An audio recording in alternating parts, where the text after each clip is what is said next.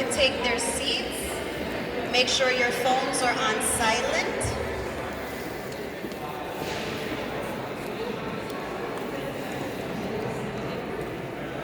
Good morning. Thank you for being here. Happy Tuesday.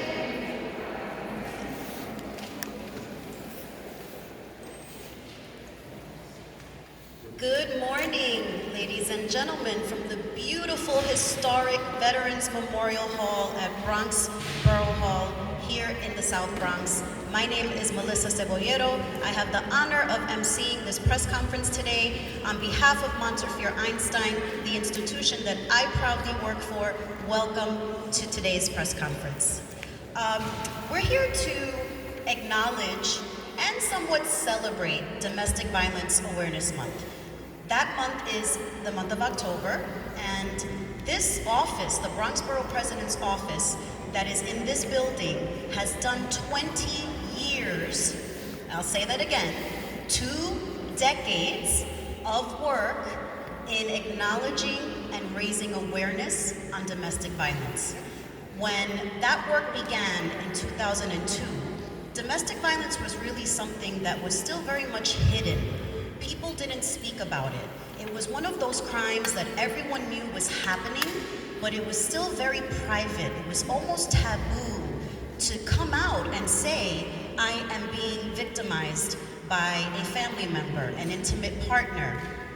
And so when then Bronx Borough President Adolfo Carrion came into office, he partnered with the Bronx District Attorney's Office on a federal grant, and part of the work of that grant was to raise awareness and connect people to resources. And that work began right in this very space 20 years ago with an event called Bronx Diva Spa. And that spa day was a way of embracing people, embracing all genders, reminding everyone that they had value, that they had worth, and we offered them free spa services to uplift their spirits, whether it was a new haircut, whether it was a facial, whether it was a massage. Believe it or not, this majestic space was transformed into a functioning day spa. And all the while those constituents were in this space, we had all of the many social service resources available. And a really important component of all of the work we did was always creating a private and sacred space should someone self-identify and want to come forward and was in need of services. From Diva Spa came Diva Talk, a beautiful panel discussion that was televised originally by News 12 The Bronx and then by BronxNet, and really explored all of the various resources that were available to someone should they be victimized, and then eventually later on also offering services to those that were committing the crime of domestic violence. And so this celebration today, this acknowledgement of the work that has happened out of this Bronx Borough President's Office is really a point of pride personally for me as someone who was around 20 years ago doing a lot of this work. And I'm really honored to call up the person that I'm gonna call up because she came into office in the beginning of this year, and she didn't have to keep many of the initiatives that came out of this office. She didn't have to sustain them, believe in them, make sure there were resources and funding for them, but she did. And so we are immensely proud of Borough President Vanessa Gibson for her continued commitment to the work in the field of intimate partner violence, for her continued support of funding, for the acknowledgement of the entire month of October, right? This is 31 days of domestic violence awareness.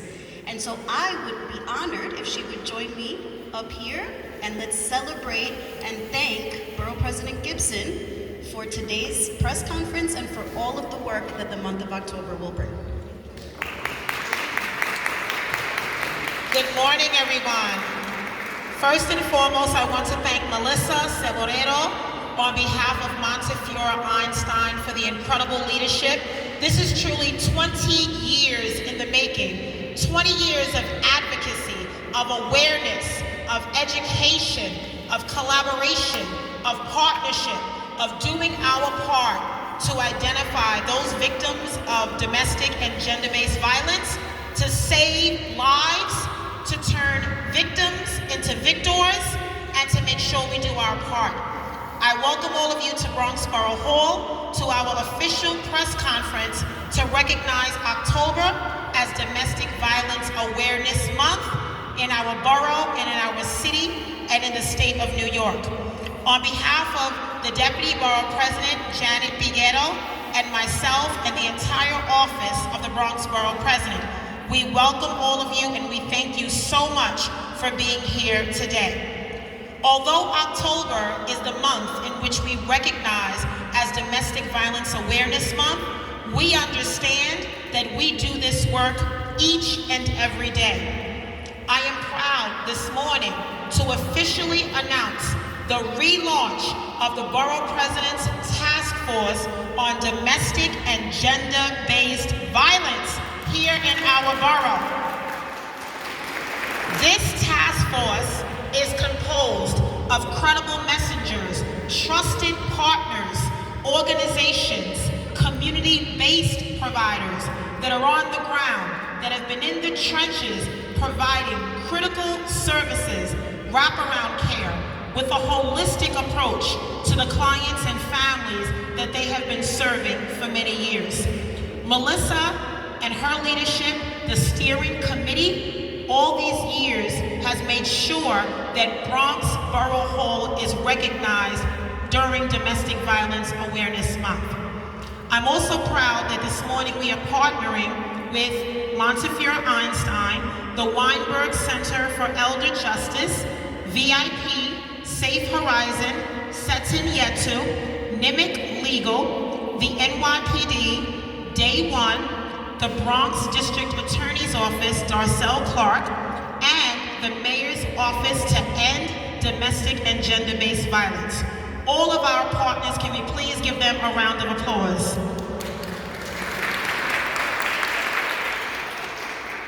So you all understand that this is truly the work of God.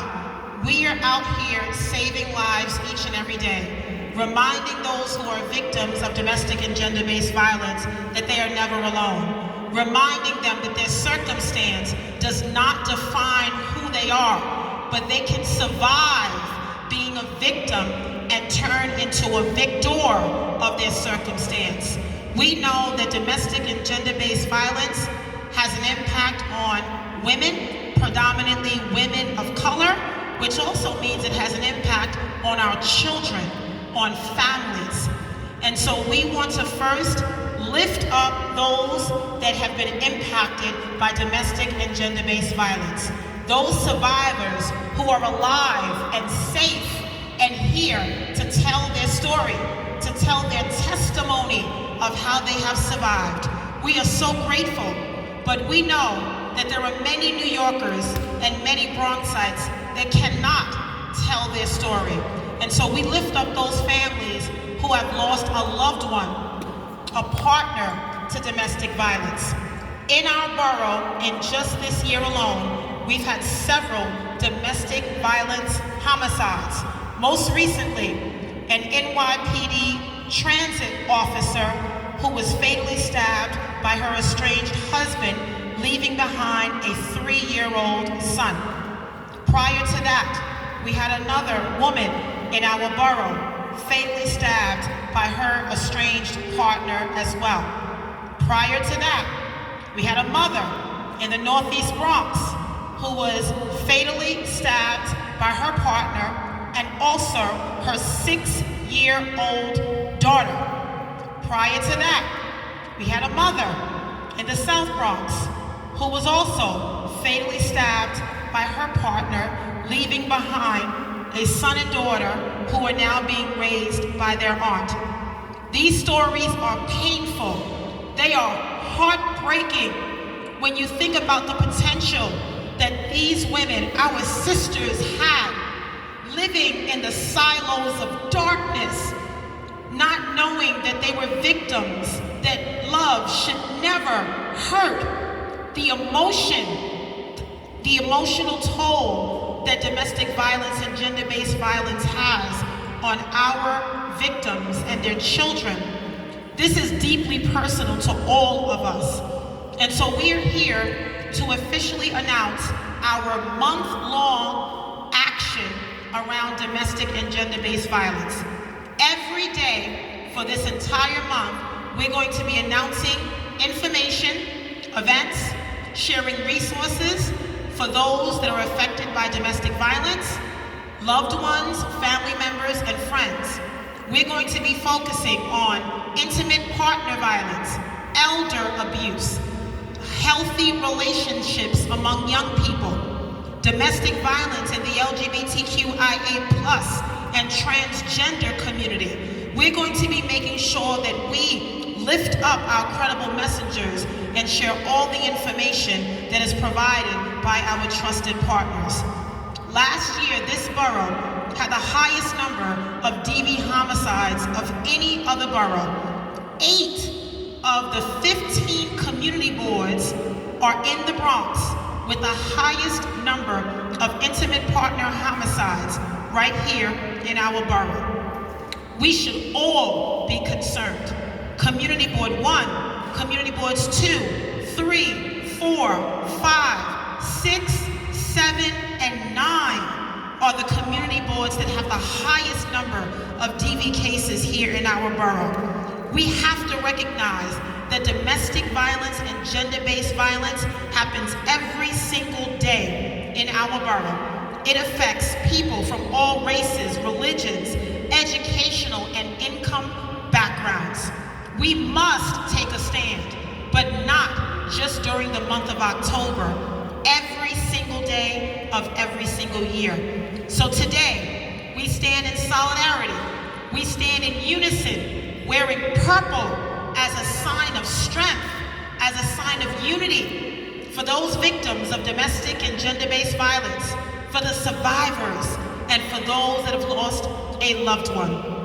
I am also proud that we have been working closely with the Bronx District Attorney's Office on a grant, and I'm so proud to announce that in partnership with our district attorney, Darcel Clark, we have been awarded a grant over the next 3 years of $1 million that we are going to use to provide services for DV clients and their families. In addition, the Office of the Bronx Borough President, the District Attorney's Office, the NYPD, Safe Horizon, and the Department of Probation are all a part of this grant. And I'm so grateful to District Attorney Darcel Clark.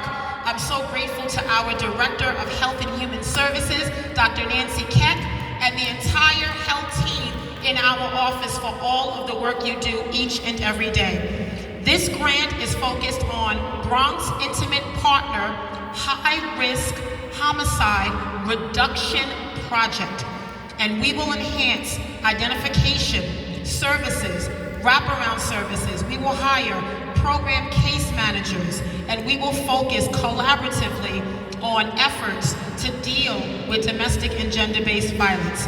The goal of this project is to help high-risk victims of DV manage their risk, to hold offenders accountable, and to reduce the number of DV homicide victims in the Bronx using 3 objectives: increase the number of high-risk homicide victims' families that are served, increase victim advocacy and offender accountability, as well as increasing coordination among service providers to better serve high-risk communities in our borough. I am so proud that we have been awarded this grant over the next 3 years, and we will share all of that information as well as all of our upcoming events.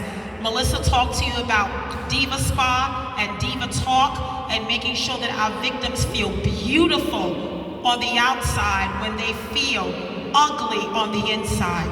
Making sure that they know that we are here to support them and love on them and give them the support that they need. I encourage all of our CBOs to keep fighting the good fight, demanding accountability from those offenders, making sure we strengthen orders of protection.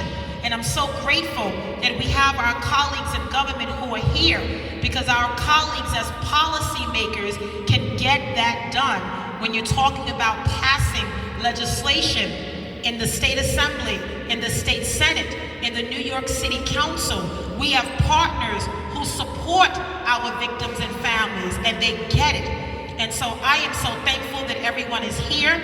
Once again, October, Domestic Violence Awareness Month. We have an assortment of programs and resources that we're going to share through social media, and certainly to all of our colleagues in the media. We are so grateful that you are here. Please help us to elevate the issue of domestic violence, and only by working together can we eradicate domestic violence, gender-based violence, intimate partner violence, elder abuse, and build healthy communities and save lives.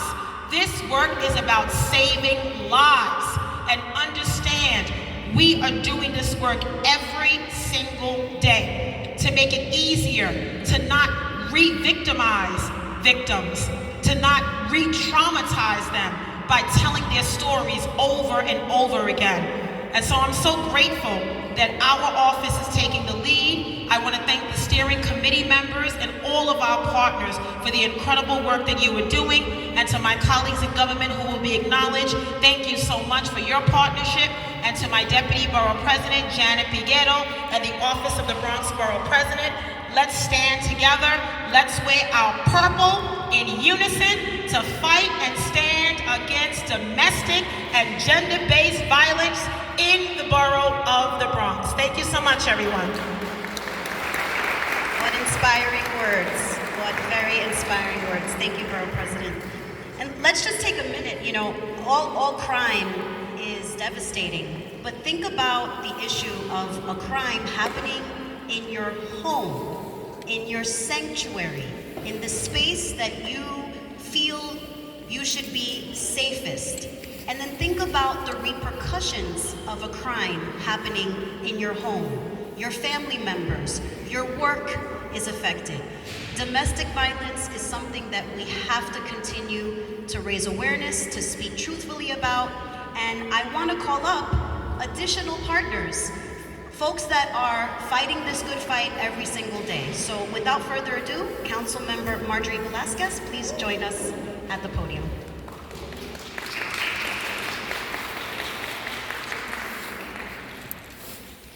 It's a little tough when you're 5 feet and decide to wear flats, so I'm gonna try to go to the side if you don't mind. Good morning, everyone. I'm Councilmember Marjorie Velasquez, and I'm standing before you as a survivor. It's not easy. Every day is a battle because the scars are deep. The wounds were deep, and the healing still continues. But I stand here and I talk about it openly because every day I'm a survivor. Every day I wake up and I choose to give myself my self-worth. Every day I'm here to support and uplift those who have gone through something like I have, or sometimes even worse. Empathy, compassion is what's gonna see us through. Taking the time out and asking each other, how are you today, is gonna see us through. We can pass all the legislation, we could fund all the program, but it's on us to make sure that we are supporting one another and we're reminding each other of your worth. It's a team, it's a village. And I have to say, yes, a couple of last years have been traumatic, as what we see on the news time and time again. But you have a village. You certainly have my office, always there for you. And I want to really thank Borough President Gibson for stepping up, for having not only today's event, but really taking the time out to invest in our communities, to see us, to hear us, and to put us in the forefront. When we're talking about awareness, it's looking at me and saying, wow, she did it. Because you know what? We all can. So thank you. I'm going to say everything in Spanish now for those who do speak Spanish. Buenos días, soy concejal Marjorie Velázquez, que represento el Distrito 13. Estoy aquí hablando hoy en día porque soy una sobreviviente. Y nosotros entonces necesitamos su apoyo. Yo soy una concejal, sí, puedo hacer tanta legislación, puedo dar tantos fondos a nuestras organizaciones, pero estoy aquí para decirte que yo estoy aquí para ustedes, que yo te veo, te escucho, que somos una familia que tiene a ustedes como prioridad. Estamos aquí para elevar uno al otro y decirle que estamos aquí con los recursos, pero estamos aquí como humanos y vamos a seguir para adelante. Y si usted está pasando por algo, estamos aquí, mi oficina está abierta y le quiero dar y agradecer a nuestra presidenta del condado, Vanessa Gibson, por todo el apoyo y por no solamente el esfuerzo de hoy, pero de realmente invertir en nuestras comunidades y elevarnos juntas. Estamos aquí para ustedes y gracias y buen día. Thank you, Council Member.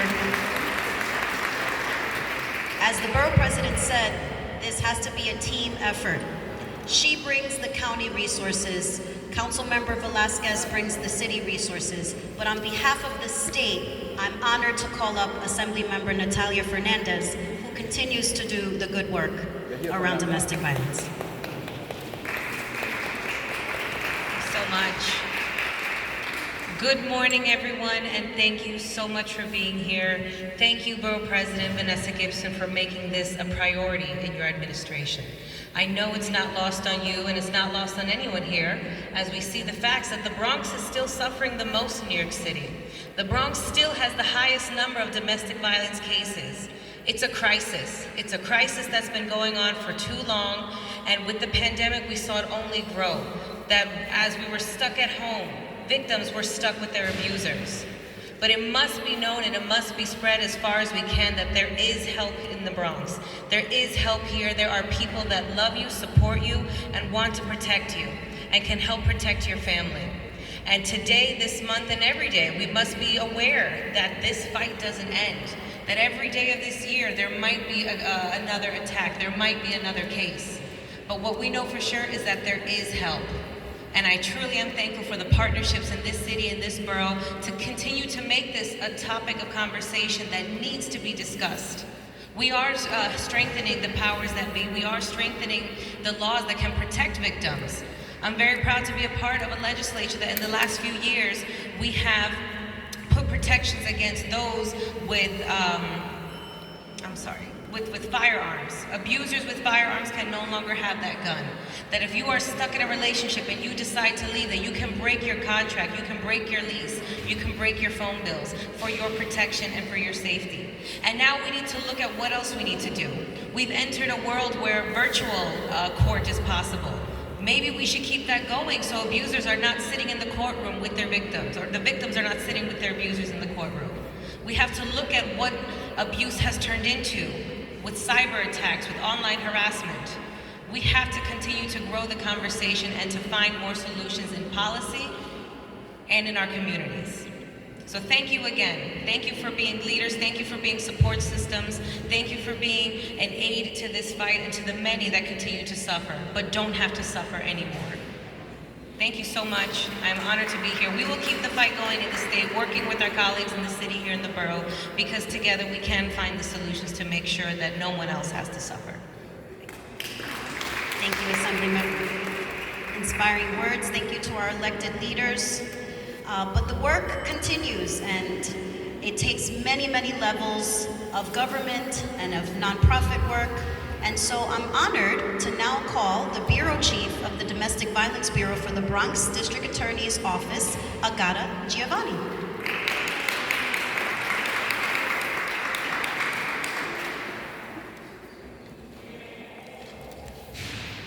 Good morning. I'm happy to be here on behalf of District Attorney Darcel Clark and partnering with the Borough President's Office in kicking off October as Domestic Violence Awareness Month.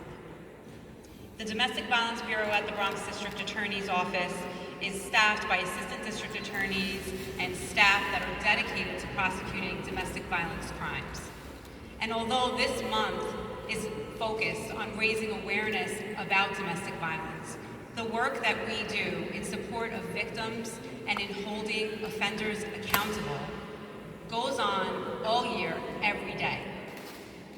Our office has a Crime Victims Assistance Bureau, and that bureau works with victims and survivors, providing services including crisis intervention, safety planning, relocation services, counseling.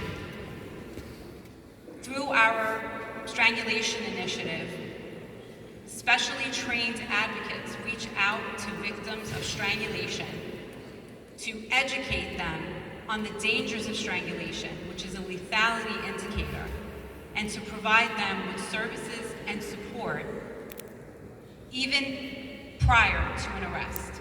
And assistant district attorneys investigate strangulation cases before an arrest is ever even made. We are also co-located with the Family Justice Center and work closely with them, making referrals for services and for assistance in helping victims get orders of protection in family court. If you are a victim of domestic violence, please know that you are not alone. There are organizations and members of the community and resources at the Bronx District Attorney's Office to help you. And we know that domestic violence not only impacts the victims, but it impacts their families and the community at large. And so if you are a member of the community or a family member who believes that you know someone who is a victim of domestic violence, this month is a great opportunity for you to learn more about what you can do to assist. This year, the Bronx District Attorney's Office is holding our 5th annual Run, Walk, Roll to End Domestic Violence. The event will take place on October 15th at 161st and the Grand Concourse. It starts at 9:30 a.m. It is a free event, and it is being co-sponsored by the Borough President's Office and the New York Yankees, and it is in partnership with the Mayor's Office to End Domestic and Gender-Based Violence, the Women's Bar Association, and Bronx Care. Last year we had a fantastic turnout of about 300 participants, and we are aiming for even more this year. Survivors will speak at this event about their experience and about their bravery. You can join us to run, walk, roll, or just to observe and participate. We have flyers available today with information on how to register. And it's a wonderful opportunity to help us raise awareness and to support the cause of ultimately ending domestic violence in our county and in our communities. Thank you. Thank you, Bureau Chief Giovanni. Oh, sorry. Bureau Chief. Where is your mic? D. Giovanni. You mentioned the Family Justice Center, and for those who may not be aware, I want everyone to know that the Borough President's Office and this Borough President was helping to end domestic violence long before she even entered office, because she had space at 198 East 161st Street that belonged to her office. And that space was dedicated and donated to the City of New York to create the first ever Bronx Family Justice Center, a one-stop shop to avoid re-victimization of a domestic violence victim. Imagine that you have to take a day off of work, find childcare, leave your children out of school potentially and bring them with you if you had a family court case. You were running to one office in Brooklyn, one office in Lower Manhattan. And so the concept of the Justice Center was really an attempt to bring all of the resources that a survivor needed to one place, and a friendly and warm and inviting and safe location. So we're really proud to be able to have hosted and still have the first Bronx Family Justice Center. Keeping the program going, because it is quite a lengthy one, I would love to call the Executive Director of the Mayor's Office to End Gender-Based and Domestic Violence, Denise Cortez.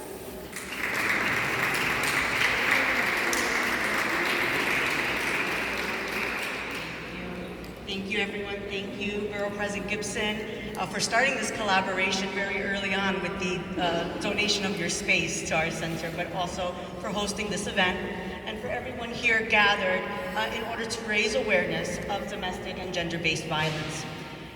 Everyone deserves to be safe in their relationships and to live a life free of domestic and gender-based violence.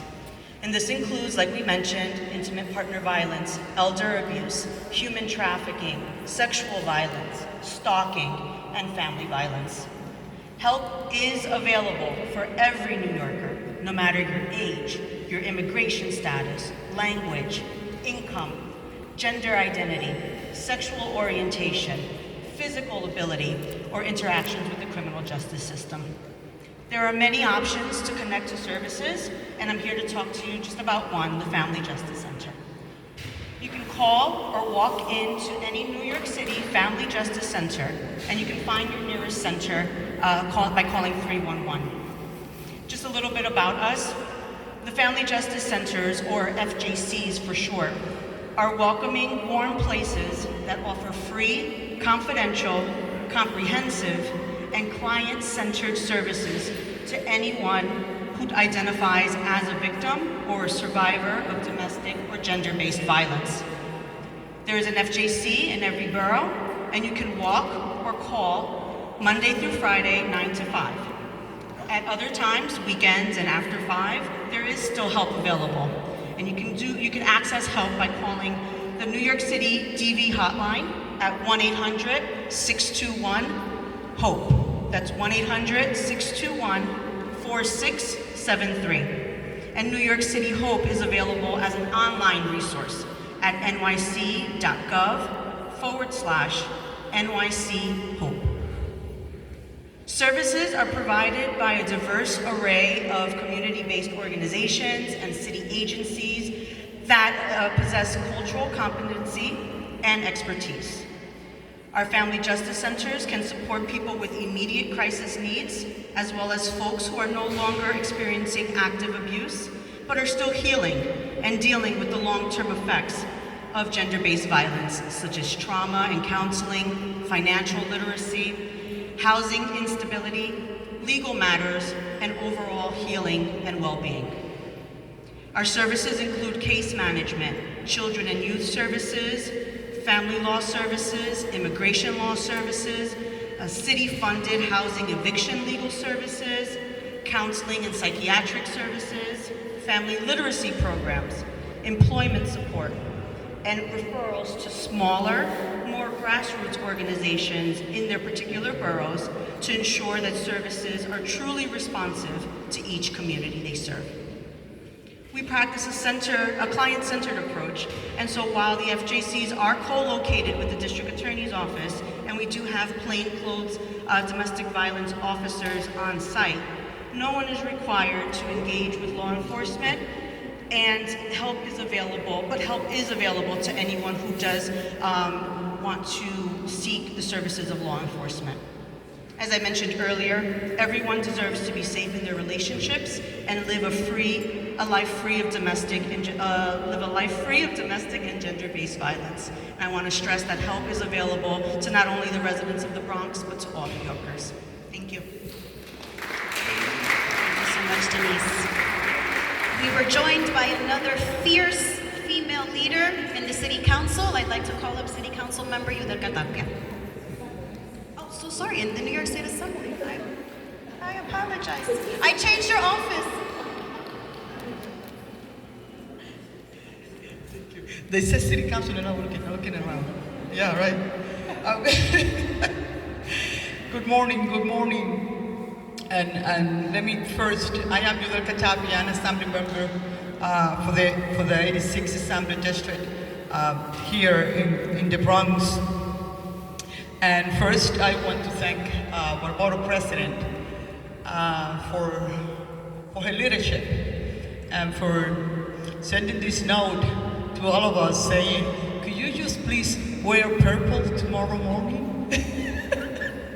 And I was looking for a purple thing, and I couldn't find, but I found this, to wear the purple to honor, all our victims of domestic violence. And and I really happy to be here with my colleagues that we've been bringing the awareness of what domestic violence has been doing in our black and browns families and communities, especially here in the Bronx, where I might know that it's been said already, that here in the Bronx, we have the highest rate of domestic violence than any other borough here in the city of New York.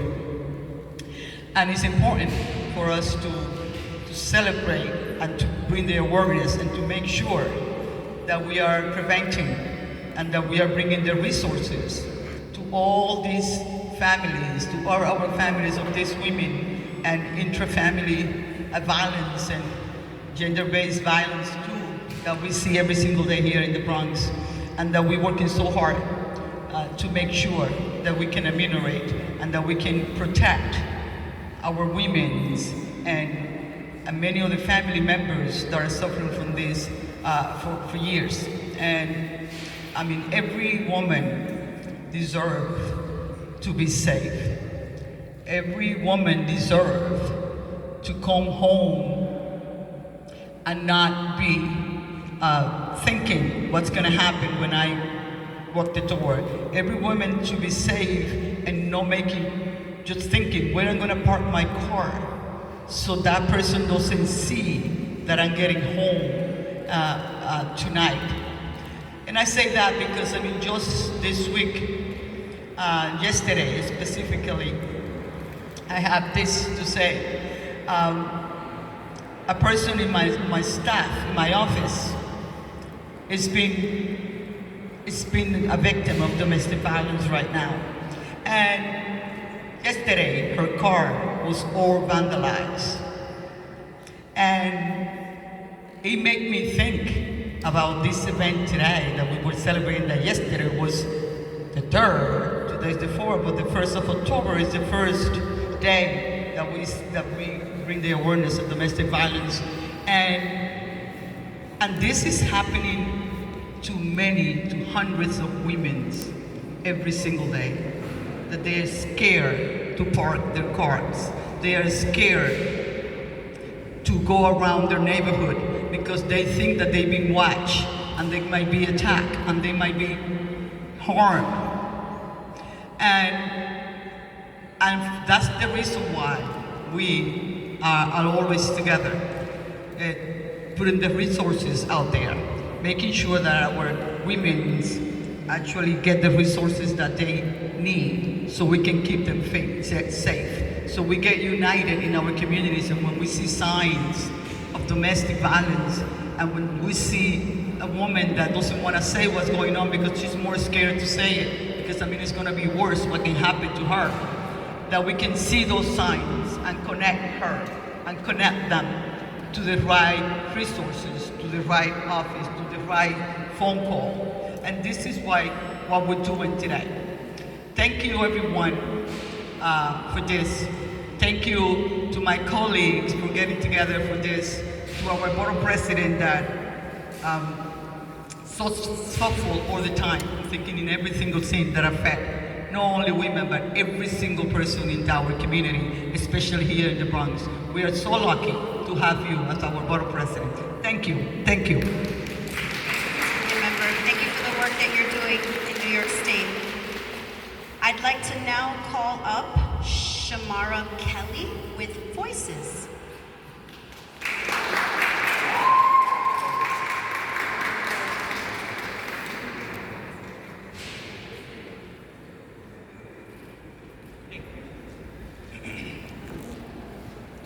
Good morning. My name is Shamara Kelly. I am a community organizer with Voices of Women. And we organize around policies and systems that impact survivors, such as myself. I also sit on the Voices Committee as well. I also sit on the Voices Committee. I am a mother, a sister, and a friend. 4 years ago, I got out of my own TV situation. I am here because I survived, nothing more, nothing less. What I'm wanting to be standing here in front of you all, this month is Domestic Violence Awareness Month, a month that survivors are uplifted and resources are flowing. And though it's exciting to see, survivors aren't only to be uplifted in October. We are to be uplifted every day. Not every day, but every month as well. And every hour. It's every hour in a day that a survivor is having to go through systems that impact them. But not only impact them, but even traumatize them as well. And like many of my fallen angels, it's too late for any system to step in because they are killed. My story isn't a forever after story. It's a story of resilience, a story of strength, a story of never giving up. It's by my ancestors' grace that I'm standing here today. And my support for my vow sisters, my sisters in purple, my family, my kids, and the countless supports that I have created on my own. The world paints this picture that I survived, but I'm actually thriving. If you ask me, I would like to thank the Bronx Borough President, Vanessa Gibson, for the opportunity to share my story, and I'm honored to be here today for acknowledging survivors today. This month is very appreciated. But wear your purple today, every month. Uplift survivors' voices always. Thank you. Thank you so much, Ms. Kelly. Thank you for sharing your story. I'd like to now call up Angelina Rosado with Voices and Returning Home.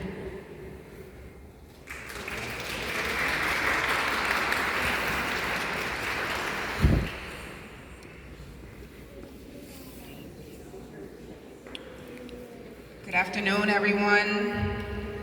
Thank you, Borough President, for having us here. Thank you, NGBV, for helping us uplift our voices even more. I'm Angelina Rosado. I'm a survivor of domestic violence. I am also the founder and executive director of Returning Hope, which is a nonprofit domestic violence organization here in New York City. At 15, I did not realize that the relationship I was in was abusive. It wasn't taught to us. My experience didn't have a name to it. And I didn't realize that it wasn't okay. So I stood in that relationship for 8 years, and at 23, I left with a 3-year-old. At 23, I entered a system that I didn't realize was so broken. A system that traumatized me even more than the experience of the abuse that I endured. At 23, I decided right then and there that I was going to uplift the voices of survivors of domestic violence because what we experienced wasn't okay. Not just from the person that caused us the harm, but also from the system that was built to actually protect us and wasn't doing what it was supposed to be doing. I started Returning Hope. My daughter's name is Hope. And at 3 years old, she actually wiped my tears and returned the hope back into me that everything was gonna be okay. So I decided that I wanted to return hope back into other people. And that goes for both men, women, members of the LGBTQ community, and especially the teenagers, because I was a teen, I was that teen. I later on went and found out that the game was more political than I thought. And I started reaching into my resources and working with assembly members and working with council members to create legislations and laws. And I'm happy to say that I am on the team with Khalil Anderson and a state senator and, sorry. Ooh.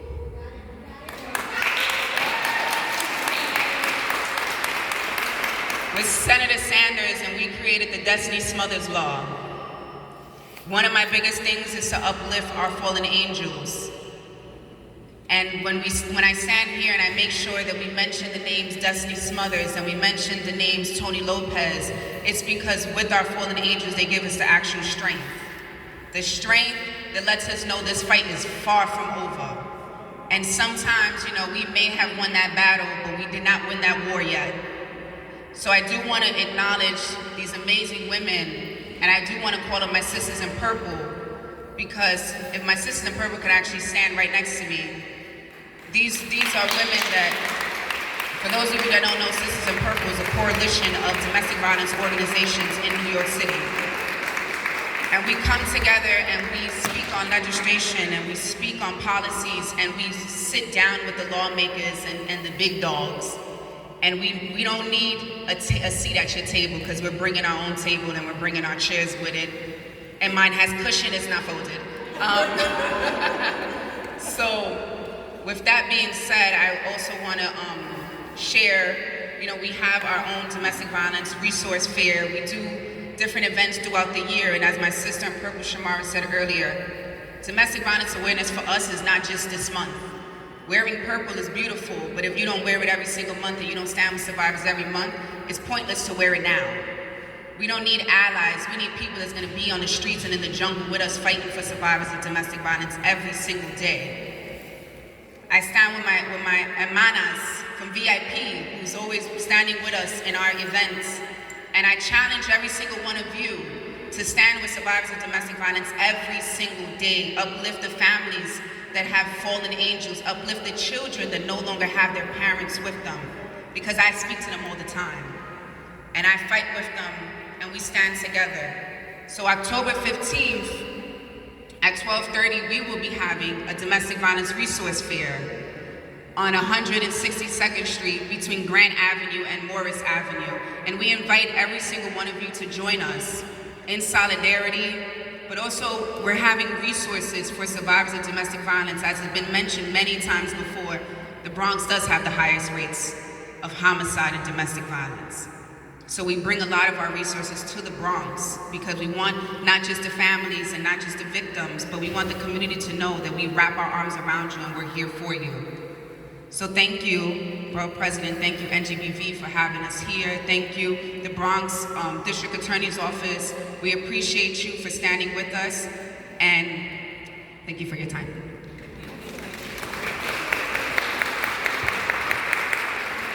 Thank you again for those courageous words. We would now like to call up Maria Eugenia, the community organizer from VIP, a partner in the DIVA Steering Committee. Hi, good afternoon. My name is Maria Eugenia Mondejan, and I'm the community organizer for VIP Violence Intervention Program. In VIP, we serve Latino immigrant DV survivors. First of all, I want to thank you, the Bronx Borough President, Vanessa Gibson, for inviting us today. And I also want to introduce two very committed women, immigrants, survivors of domestic violence, and promotoras of VIP, Victoria Leal and Maria Bárbara López.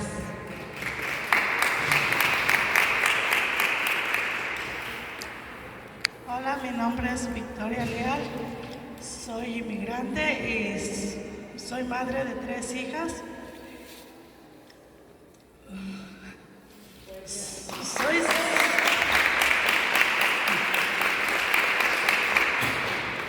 Soy sobreviviente de violencia doméstica.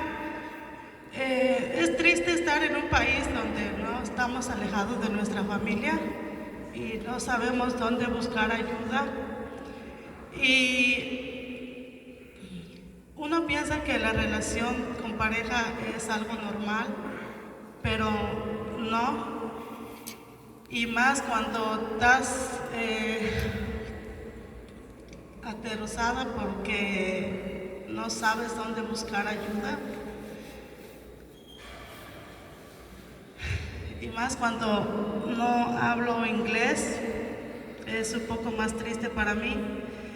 Por eso ahorita yo soy promotoras voluntarias, salimos a la comunidad a dar información a todas las personas que no saben que existe la ayuda, porque yo lo pasé y no quiero que las otras personas lo pasen. Entonces eso es lo que yo hago ahora, salgo a distribuir informaciones para todas las personas que lo necesitan, porque es difícil querer salir sobre una relación abusiva, pero al final del túnel siempre hay una luz para nosotras. y ahí le paso a mi compañera. Gracias a todos por estar aquí. Mi nombre es María Bárbara López. También soy sobreviviente de violencia doméstica y promotora de VIP. En VIP ofrecemos servicios gratis en español, sin importar el estatus migratorio. Tenemos refugios, consejería, acompañamiento judicial y ayudamos con servicios públicos y vivienda. Ofrecemos programas de justicia económica y también programas para niños, adolescentes que hayan sido víctimas o testigos de violencia en su hogar. También tenemos programas para víctimas de violencia sexual. Nosotras, las promotoras, ofrecemos talleres sobre violencia doméstica y violencia en el noviazgo. Si tú conoces a alguien que está sufriendo violencia doméstica, por favor llama al 1-800-6458-80. Esta línea es bilingüe, disponible las 24 horas al día. De la violencia doméstica se puede salir, no tengan miedo de pedir ayuda. Soy sobreviviente de violencia doméstica, la más sutil, la que no tiene marcas y la que nadie me podía escuchar. Buscando ayuda encontré. De la violencia doméstica, nosotras las promotoras salimos a los lugares donde nadie más puede entrar, porque ese es nuestro trabajo y nuestra misión, decirles que sí se puede, la ayuda está ahí, que aprovechen el momento. No hay ningún santo, ningún demonio que lo pare, solamente nosotros. La ayuda está ahí. Por favor, llama al 1-800-664-5880. Gracias por estar aquí. Gracias, amigas, por su fuerza y por su goce, y mándale un recuerdo a Margarita Guzmán, su líder muy fiel. I'd now like to call Hager Shakwat with the Community Wellness Program at Satu Yeti.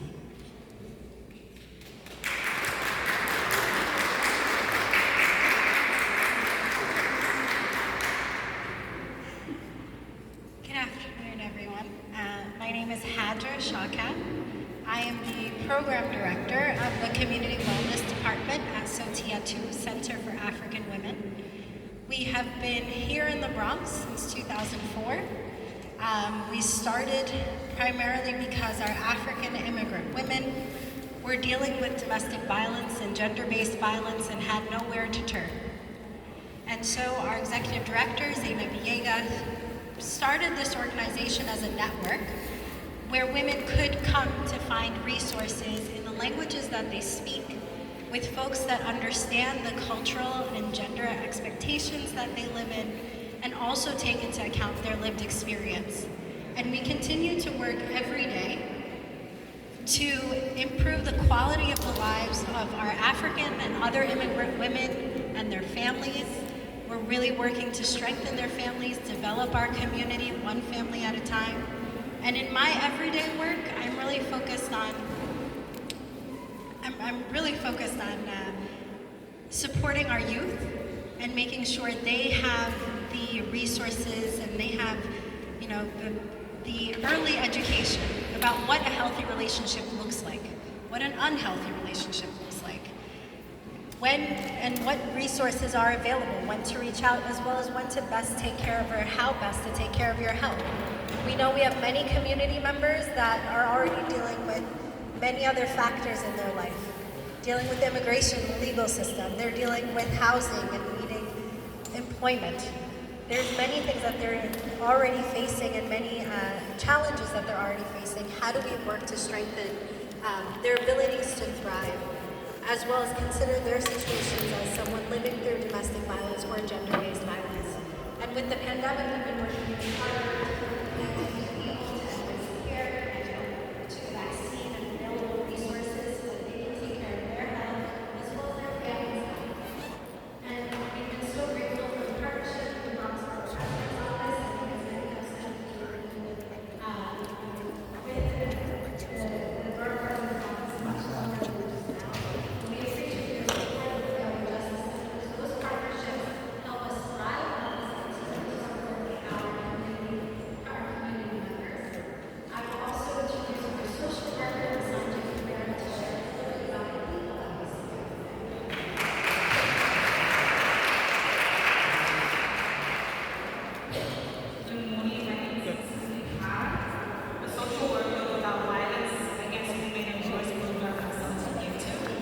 Our program service, we provide trauma-informed, culturally and linguistically responsive services to victims of domestic violence and intimate partner violence.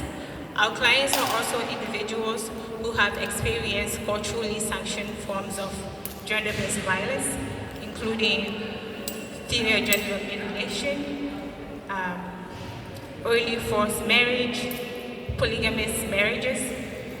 So for an individual client who have experienced so many different forms of violence and trauma throughout their lives, it is very difficult for our clients to often come forward to tell their stories and seek out services.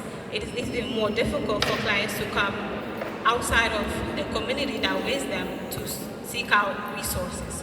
So at South Tier 2, we very much strive to service our clients from their cultural perspective in a language that they understand. And so we are very grateful for all the community providers and resources that strive to service African immigrant community from their cultural perspective and in a language that they understand. There are so many barriers for African immigrant women when it comes to seeking our services, including language, cultural, immigration status, and child care, just to name a few. So we are thankful for all initiatives that strive to support our clients from cultural lens and from a language that they understand. Thank you for having us. Thank you very much. As you can see, this work takes a lot of partners, and we still have a few speakers. Given the timing, we're going to ask that you please limit your comments to less than a minute, but we do not want to leave you out. So without further ado, we would like to call up Zoe Plua with she's a public health specialist with the Weinberg Center for Elder Abuse.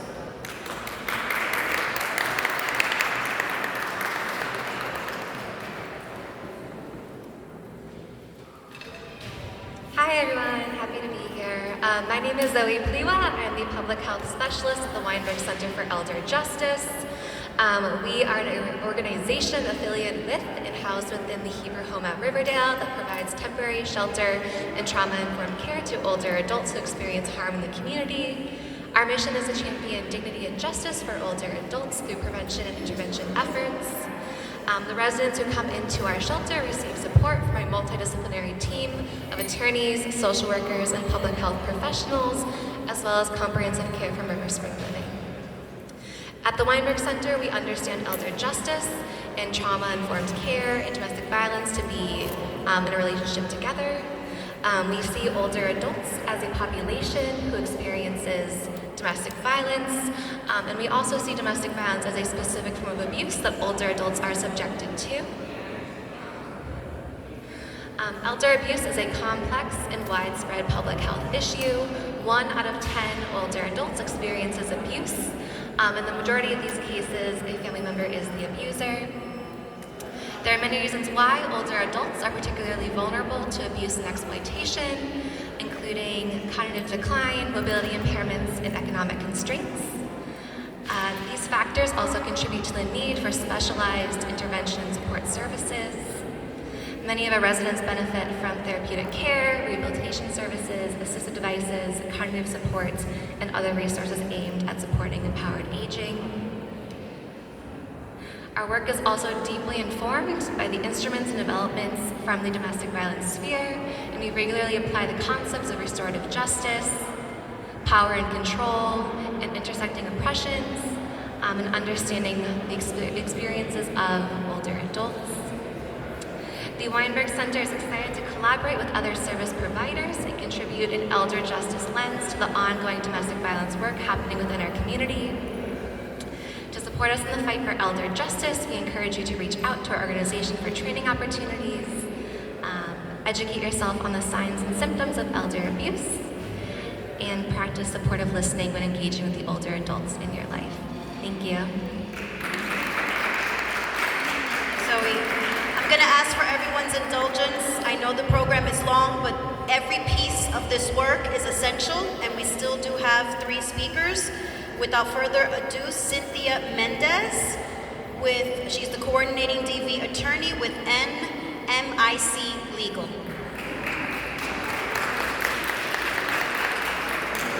Hi everyone, thank you. Before I begin, I want to thank the Bronx Borough President Vanessa Gibson for the invitation today to speak about the resources that exist for victims and survivors of domestic violence. I am Cynthia Mendez. I am the coordinating domestic violence attorney at Northern Manhattan Improvement Corporation, which is also known as NMIC. And we are a nonprofit serving the communities of Washington Heights and Manhattan and in the Bronx. We provide bilingual services in Spanish, and at our domestic violence program, we offer trauma-informed services to victims and survivors of domestic violence, which includes counseling, support group, and legal services.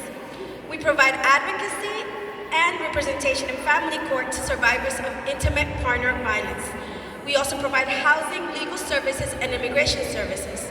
Oftentimes, clients do not know that they have immigration relief available as well. Our services are focused on helping clients achieve safe and stable lives free from abuse. We hope that we bring awareness of the resources, survivors, and victims of domestic violence today. If you would like more information about our services, there are flyers by the entrance. Thank you. Thank you so much. Because they have to go do the good work of law enforcement, I want to shout out Officer Thomas and Officer Pedilla with the 44th Precinct, and a special thank you to Sergeant Alicia Rivera for sending these officers here. Law enforcement is a huge, huge partner in the critical work to combat domestic violence. Next, please help me welcome Supervising Attorney from Day One, Lisa Alexander.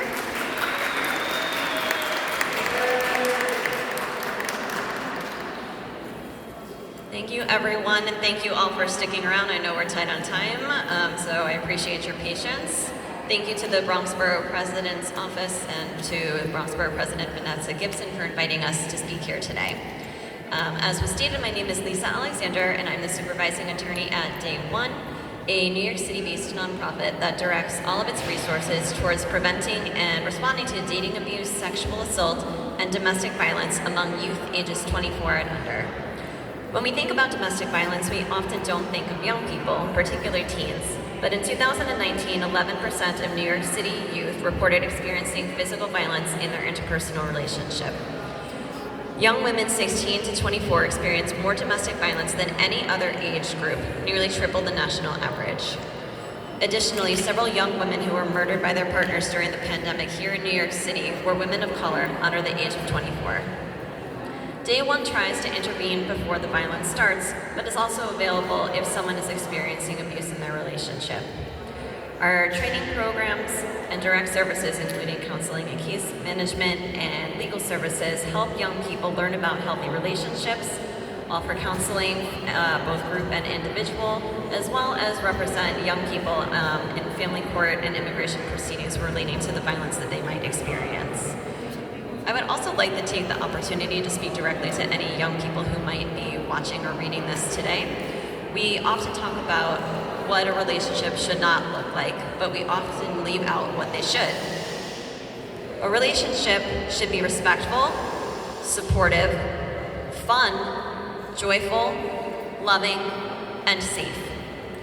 You deserve to have a healthy relationship from day one, but if you find that you are not in one, we are here to help. Please reach out either at our hotline, our text line, or our confidential electronic form to see what resources are available to you. They are confidential, non-judgmental, and will give you the information that you need to help assess what is best for you in this moment. Thank you. Thank you, Lisa, for protecting our youngest. And finally, Allison Brunel with Safe Horizon. She is the Family Court Director. And Vilma Torres, who is with the Safe Horizon Family Justice Center. Thank you. Thank you It will be quick. I'm Alison Burrell. I represent Safe Horizon at the Bronx Family Court. We are, even though we're located inside the courthouse, we are a walk-in center, so any victim, any survivor can just walk in to receive services. In addition to regular case management services like information and referrals, we provide court accompaniment. We do a lot of advocacy with the court for the survivors, and we particularly help survivors and victims draft family offense petitions so they can receive an order of protection in family court. We do a lot of that. So if anybody that you know is in need of an order of protection, even if they're not sure this is what they want, please let them know to come to us. We'll have a conversation with them. We'll give them all the information they need so that they can make the best decision for themselves. And now, to my colleague Vilma at the MJC. Yes. Hi, good afternoon, everyone. It's always an honor to be among our colleagues. Really, Safe Horizon has been around. We're now almost 45 years. If you go on our website, www.safehorizon.org, it gives you an overview of us being in the family justice centers, domestic violence programs, counseling centers, our community programs, our criminal court programs, our family court program. It really is, I have great respect for our 24-hour hotline because it's a lifeline. I'm always honored when our advocates will email us at 3 o'clock in the morning and say, hey, Vilma, call so-and-so. That tells you right there that there's a lifeline and that someone is there. So please, we have some information on the back. And again, thank you all. Thank you, ladies. If everyone could join me for a group photo, I think it's really a testament of how long this program is. We should be grateful for the many, many, many services that our population receives in this borough. Therefore, how long this program was. But let's celebrate that. If everyone could please join me for a group photo.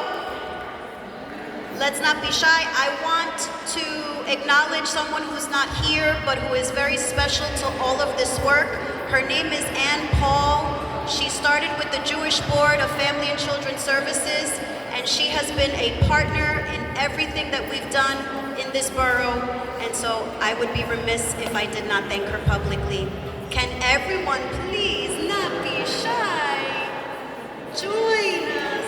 I think in front of the podium, probably. Elected officials, if you could kindly join us for a photo.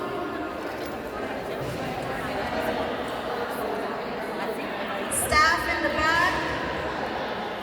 Can everyone pause for, well, we can't take a picture without the borough president.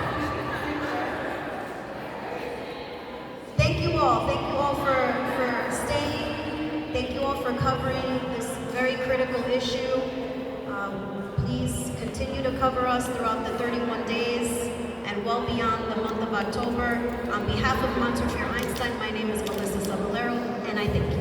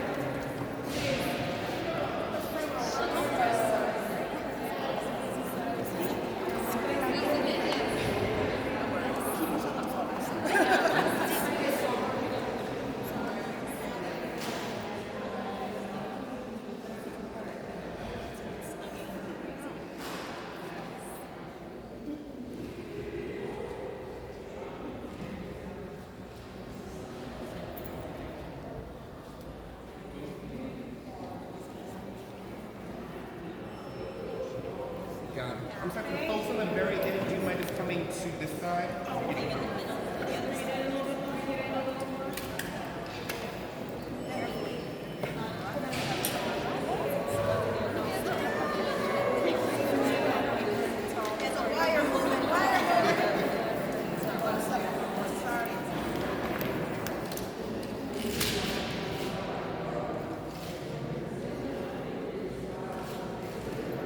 Got it.